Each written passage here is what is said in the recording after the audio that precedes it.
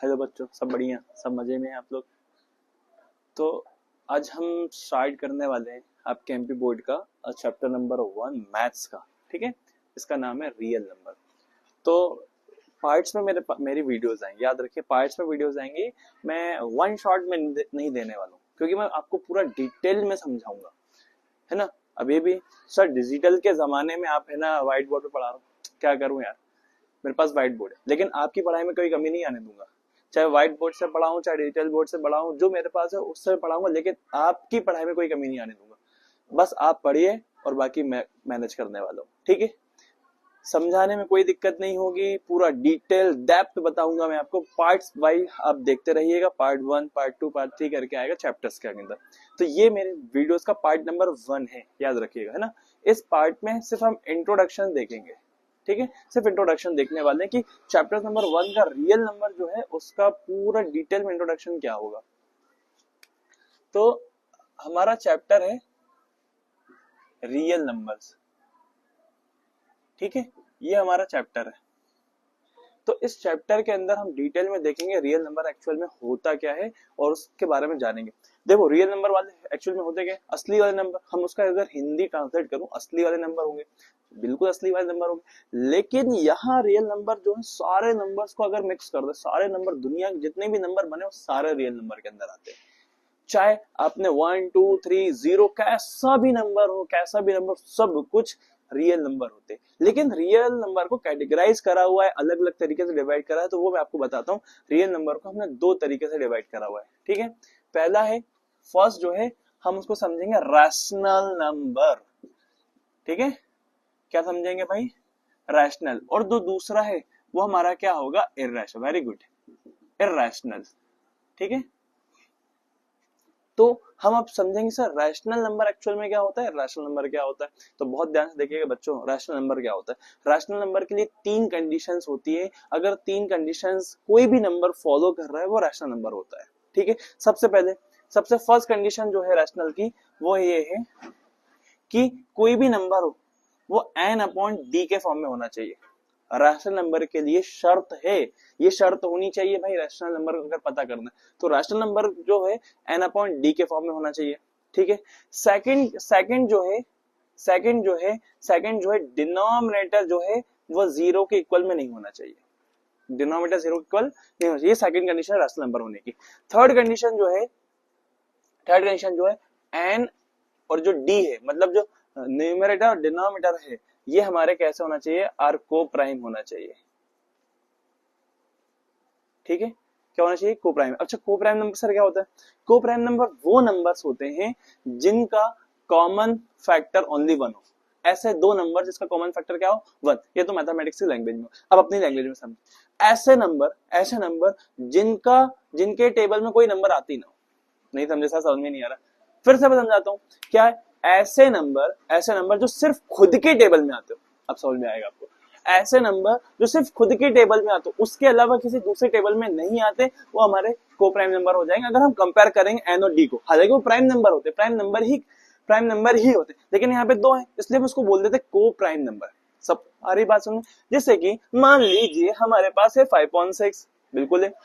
अब देखो 6 तो प्राइम नंबर नहीं है ना, 6 तो प्राइम नंबर नहीं है ना। आप प्राइम ऐसा नहीं है, एक प्राइम भी आ सकता है, इवन ऑड आ जाए, कुछ भी आ सकता है। लेकिन ये दोनों जो नंबर, चाहे इवन हो चाहे ऑड, हमें उससे मतलब ही नहीं है। लेकिन ये दोनों नंबर को प्राइम होना चाहिए। को प्राइम का मतलब ये है कि ये नंबर कभी भी किसी कॉमन टेबल में नहीं आना चाहिए, किसी भी कॉमन टेबल में नहीं आना चाहिए, वही हमारे को प्राइम नंबर होते हैं।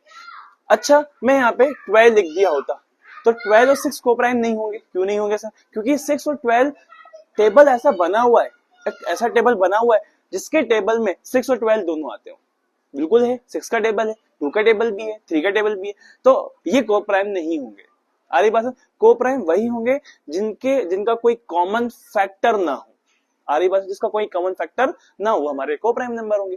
तो रैशनल नंबर होने के लिए 3 शर्त है। पहली शर्त है कि भाई n/d के फॉर्म में होना चाहिए। दूसरी शर्त है कि डिनोमिनेटर 0 नहीं होना चाहिए, मतलब नीचे जो हमारे नीचे बैठेंगे वो 0 नहीं आना चाहिए, ये शर्त है। ये तो भाई शर्त है कि 0 आना ही नहीं चाहिए। तीसरी एंड लास्ट कंडीशन होती है कि जो n और d होते हैं, जो मतलब न्यूमरेटर और डिनोमिनेटर होते हैं, वो को प्राइम होना चाहिए। ये रैशनल नंबर की कंडीशन। अच्छा, रैशनल नंबर में भी कई टाइप्स के होते हैं, याद रखिए रैशनल नंबर भी कई टाइप्स के होते हैं। अच्छा सर, कोई ऐसा नंबर जिसके अंदर सिर्फ सिंपल नंबर लिखा हो, जैसे कि 7 लिखा हो, तो ये क्या रैशनल होगा? बिल्कुल रैशनल होगा। अगर कोई सिंगल नंबर है, क्योंकि ये रैशनल का ही टाइप होता है, मैं आपको आगे लिखवा रहा हूँ रैशनल के टाइप्स क्या क्या होते हैं, है ना, मैं यहाँ लिख दे रहा हूँ रैशनल के टाइप्स क्या होते हैं। इवन जो होल नंबर आता है ना, जो होल नंबर आता है वो रैशनल का टाइप होता है, ठीक है। इवन नंबर आता है, ये भी रैशनल का टाइप होता है। ऑड नंबर जो आता है, ये भी रैशनल नंबर का टाइप होता है। प्राइम नंबर जो आता है, ये भी रैशनल नंबर के टाइप होते हैं। डेसिमल नंबर जो आते हैं, ये भी भाई साहब किसके टाइप होते हैं? ये भी रैशनल नंबर के टाइप होते हैं। डेसिमल नंबर और बहुत सारे नंबर हैं, ये सारे रैशनल टाइप के नंबर होते हैं, ठीक है।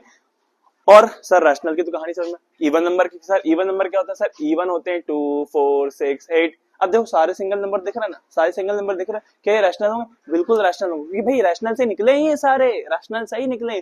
तो सर आपने तो बोला था n/d के फॉर्म में होना चाहिए, लेकिन ऐसे यहाँ तो n/d दिख ही नहीं रहा ना।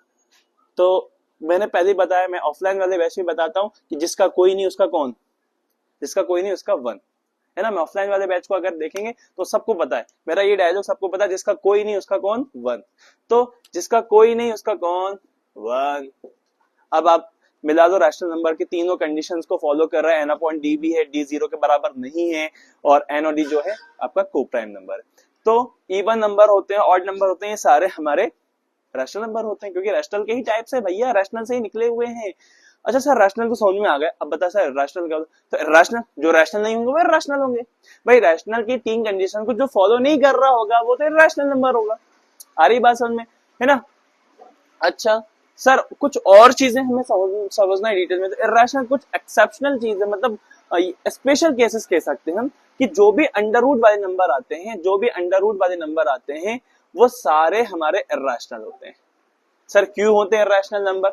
उसका रीजन ये है कि बेचारे जो है रूट में आते हैं तो उसका फैक्टर्स निकालते हैं, फैक्टर निकालते हैं तो ठीक है सर फैक्टर निकाल लिया, तो फैक्टर निकालने के बाद जोड़ी बननी चाहिए। अगर जोड़ी बनकर वो बाहर आ गए अंडर रूट से तो वो रैशनल है, ठीक है। उसमें अंडर रूट वाला कोई पार्ट नहीं बचना चाहिए, ये भी याद रखना। अंडर रूट वाला पार्ट बच रहा है, भले जोड़ी बनकर बाहर आ गया, लेकिन उसके साथ में अंडर रूट वाला पार्ट बच रहा है, तो वो इरैशनल ही होंगे, क्योंकि अंडर रूट में जितने भी नंबर्स होंगे वो सारे इरैशनल होंगे। सिर्फ कुछ नंबर्स को छोड़ के, जो परफेक्ट स्क्वायर हैं उन नंबर को छोड़ के बाकी सारे अंडर रूट वाले नंबर आपके इरैशनल है। अंडर रूट कौन से सर परफेक्ट स्क्वायर? जैसे कि हमारे पास 4 है, हमारे पास 9 है, हमारे पास 16 है, ये हमारे इरैशनल नंबर नहीं होंगे। क्यों नहीं होंगे? क्योंकि आप इसका फैक्टर निकालेंगे तो इसकी जोड़ी बन जाएगी और जोड़ी बनकर बाहर आ जाएंगे बेचारे रूट से, है ना। मैं अपने ऑफलाइन वाले बैच में रूट को जेल कहता हूँ भाई, जेल कहता हूँ, जेल में बेचारे बंद हैं। अब उसको बाहर निकालने के लिए बाहर एडवोकेट को हायर करना पड़ेगा, वो बेचारा एडवोकेट उसको छुड़ा के बाहर निकाल देगा, तो 2 की जोड़ी बन गई ना।